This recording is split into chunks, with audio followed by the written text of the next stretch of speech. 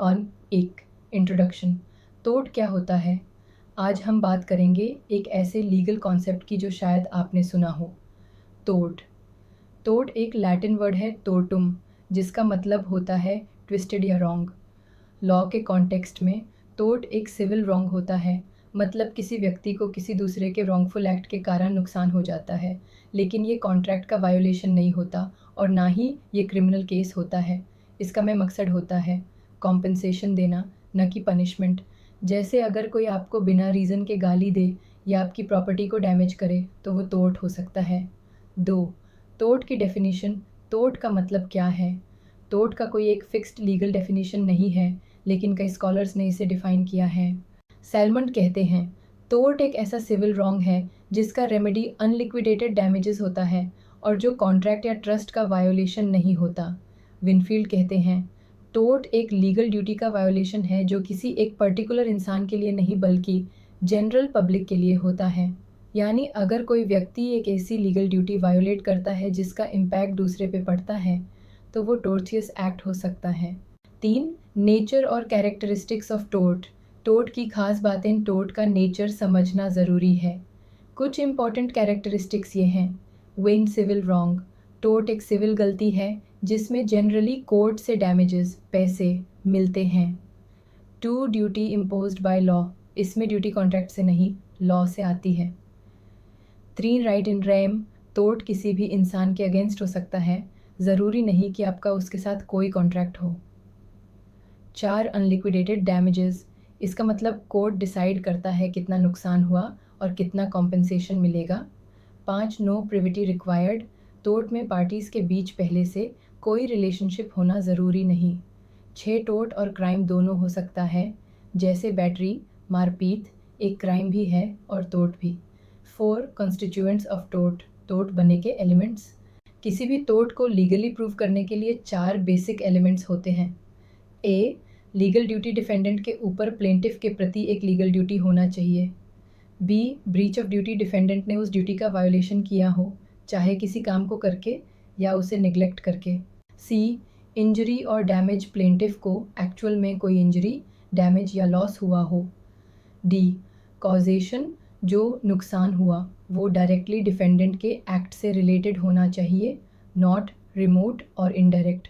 Example के लिए, अगर कोई ड्राइवर रैश ड्राइविंग करता है और किसी पेडेस्ट्रियन को चोट लगती है तो ये टोर्ट हो सकता है। ड्राइवर की लीगल ड्यूटी थी सेफली ड्राइव करना, उसने ड्यूटी तोड़ी और पेडेस्ट्रियन को इंजरी हुई। 5. फॉल्ट। दमनम सिने इंजुरिया और इंजुरिया सिने दमनम टोर्ट में एक इम्पॉर्टेंट एस्पेक्ट होता है फॉल्ट या गलती, लेकिन कुछ केसेस में लॉस होने के बावजूद भी केस नहीं बनता और कुछ केसेस में लॉस न होने पर भी केस बनता है। ए. दामनम सिने इंजूरिया। Loss without legal injury. इसका मतलब है किसी व्यक्ति को नुकसान हुआ हो लेकिन उसका कोई लीगल राइट वायोलेट नहीं हुआ तो टोर्ट नहीं बनेगा। एग्जाम्पल, एक स्कूल टीचर ने अपने स्कूल के सामने एक नए स्कूल की शुरुआत की जिससे पहले स्कूल का बिजनेस गिर गया। नुकसान तो हुआ लेकिन टीचर ने कोई लीगल राइट वायोलेट नहीं किया तो कोई टोर्ट नहीं बनता। बी. इंजूरिया सिने दमनम, लीगल इंजरी विदाउट लॉस। इसका मतलब है अगर किसी का लीगल राइट वायोलेट होता है, चाहे उससे एक्चुअल नुकसान ना भी हुआ हो तब भी टोर्ट बनता है। एग्जाम्पल, अगर आपको वोट देने से रोका गया, चाहे इलेक्शन में आपका कैंडिडेट जीत गया हो, तो भी आपका लीगल राइट वायलेट हुआ तो केस बनता है।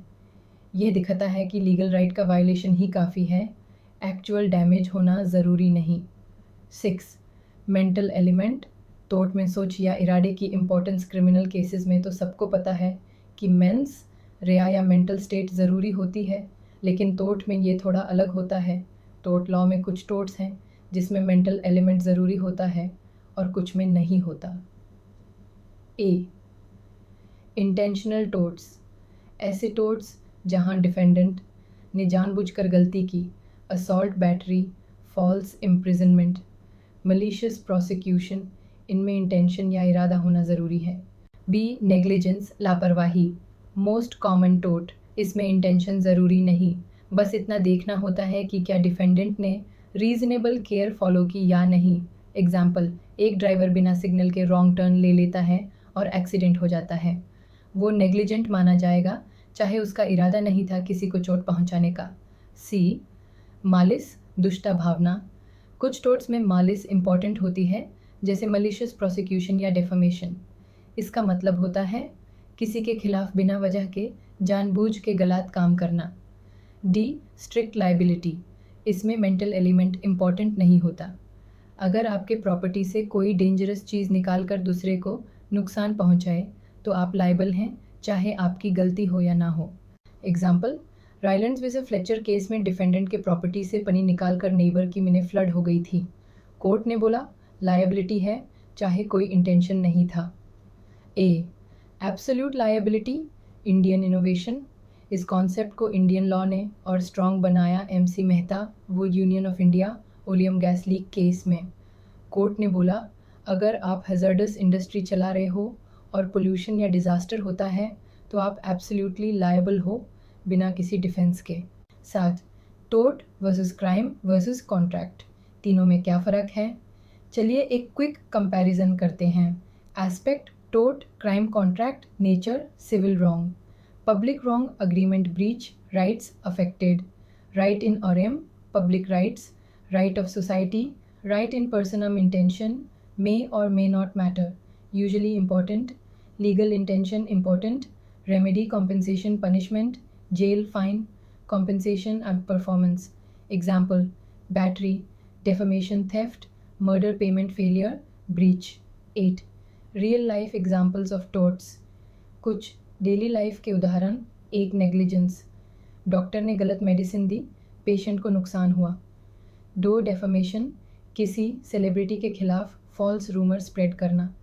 3, ट्रेसपास टू लैंड, बिना परमिशन किसी की प्रॉपर्टी पे घुसना। 4, न्यूसेंस, लाउड म्यूजिक बजाकर नेबरहुड डिस्टर्ब करना। 5, consumer product liability, faulty mobile phone blast हो गया। 9, रेमेडीज़ इन टोर्ट, कोर्ट क्या रिलीफ देता है? जब टोर्ट प्रूव हो जाता है तो कोर्ट कुछ रेमेडीज़ दे सकता है।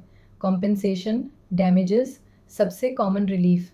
इंजंक्शन, किसी को कोई काम करने से रोकने का ऑर्डर। स्पेसिफिक रेस्टिट्यूशन, जिसका चोरी हुआ माल वापस मिल जाए। अपॉलॉजी है करेक्शन डेफमेशन केसेस में। 10, कंक्लूजन, टोर्ट लॉ का इम्पोर्टेंस। टोर्ट लॉ हमारे सोसाइटी में बैलेंस बनाने का काम करता है। ये इंश्योर करता है कि हर व्यक्ति को उसके लीगल राइट्स मिलें और अगर कोई उन राइट्स को तोड़ता है तो उसके अगेंस्ट एक्शन लिया जा सके। ये लॉ पर्सनल फ्रीडम और पब्लिक रिस्पॉन्सिबिलिटी के बीच एक लाइन ड्रॉ करता है। हर व्यक्ति को अपने एक्शंस के कॉन्सिक्वेंसेस के लिए रिस्पॉन्सिबल होना चाहिए, चाहे वो नेग्लिजेंट हो, मलिशियस हो या इंटेंशनल। टोर्ट लॉ सोसाइटी के हर व्यक्ति को एक लीगल प्रोटेक्शन देता है विदाउट नीडिंग अ कॉन्ट्रैक्ट और क्रिमिनल लॉ।